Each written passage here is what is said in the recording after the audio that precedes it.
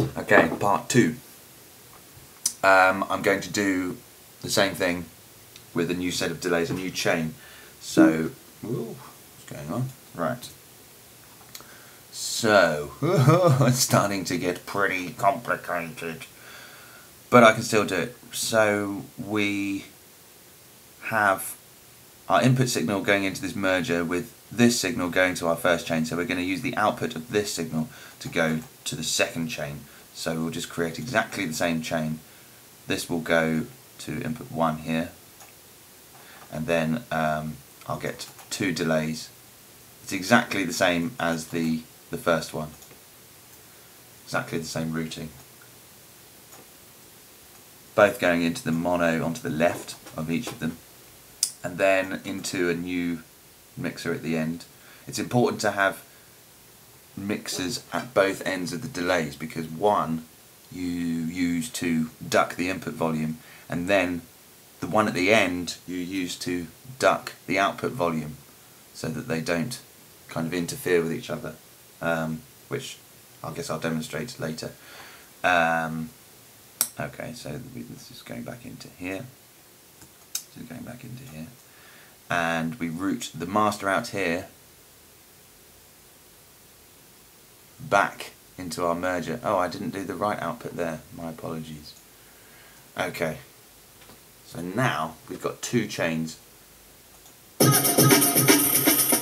That all sounds a bit messy right now, but that's okay, we'll sort that out. So we're going to do the same thing to this chain here, but it's actually, the values are going to have to be inverted, because remember, we're using the bottom half of the matrix to activate this chain, whilst the top half activates this chain. So we need to do the same assignments, but the values need to be different. So we'll go to line mixer 8, which is this one here in the programmer, and rotary 1 will do channel level 1, but we'll have a maximum value of 100 excuse me, and a minimum value of 100, which is an inversion of the previous mixer. And for the delays, we'll have an inverted value of the other delays for the dry, wet and feedback parameters.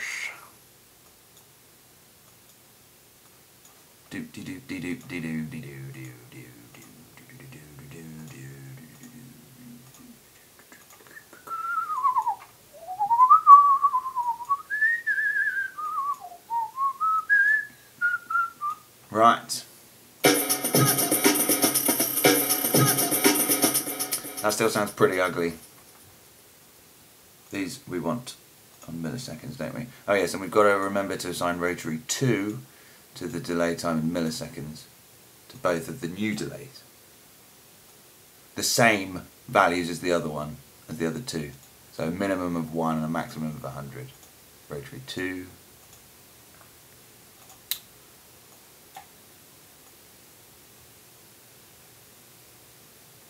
Okay. So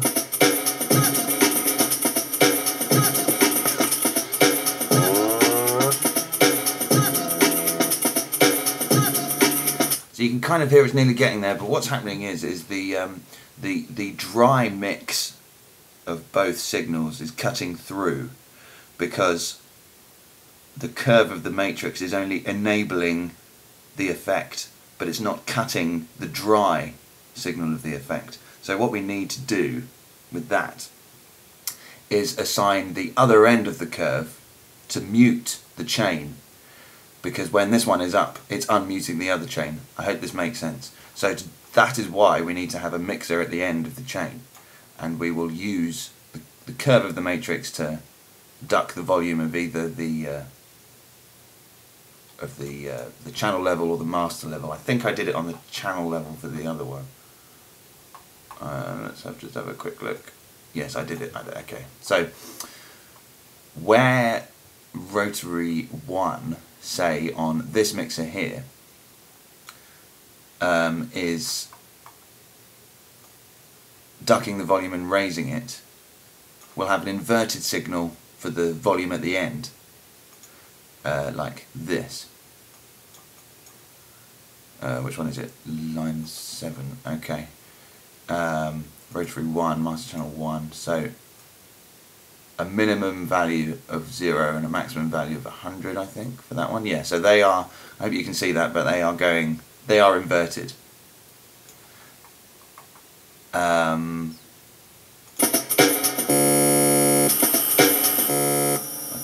Oh, yeah, we're nearly there. Christ. Okay. And then we need to do the same thing for the other mixer, but an inverted value for that as well. So where where this one here, line mixer 8, has a minimum value of 0 and a maximum of 100, then the other one has to have a minimum value of 100 and a maximum value of 0. Yes, it's quite long-winded and complicated, but the results are pretty cool. And I think that kind of that's it now, I think.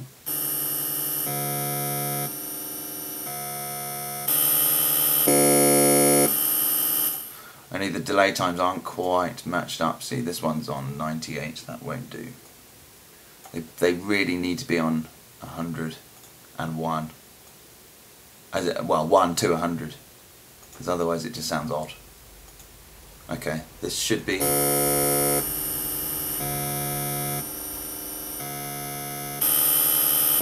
delay 5 is on... So what did I... Rotary... Oh, right, okay. Okay, it's done it now. So now when this curve is down, it's sampling. When this curve is up, it's sampling or looping. So now you can start to make patterns. So let's just have pattern 1 as this. Let's maybe have pattern 2 as something a little bit more noticeably rhythmic, something like this. So now if that's what, eighth notes, I think, then it's sampling every 8th note.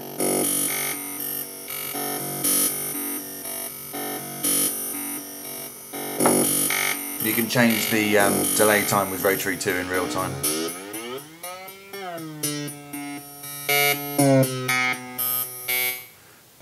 Maybe something a little bit faster here, something like this. This would obviously be 16th note sampling or looping.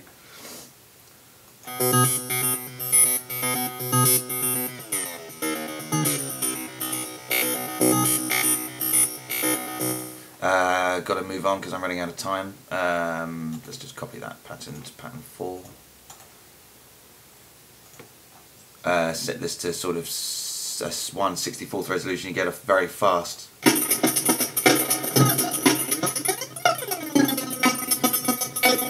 So that's starting to sound very grainy, very like the buffer override.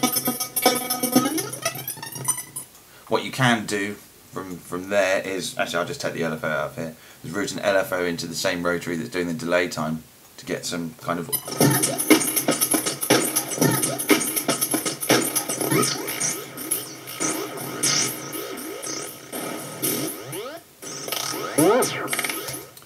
So that's fun.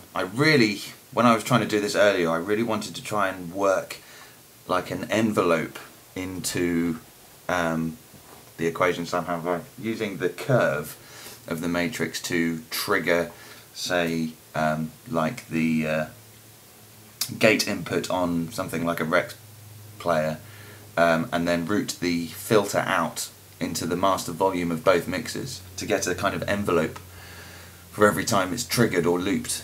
I couldn't really get that to work, but I'm going to carry on. I will try and upload this somewhere if anyone wants to have a look.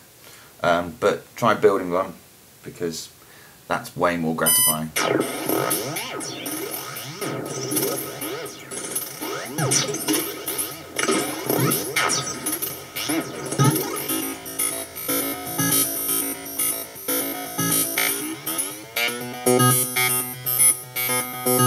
Also, what you can do very quickly is send this to another mixer, which is what I did in this one.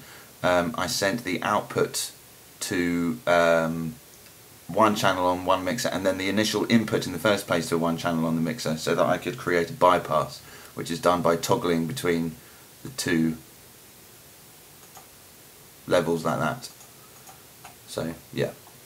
Okay, better go now. Bye.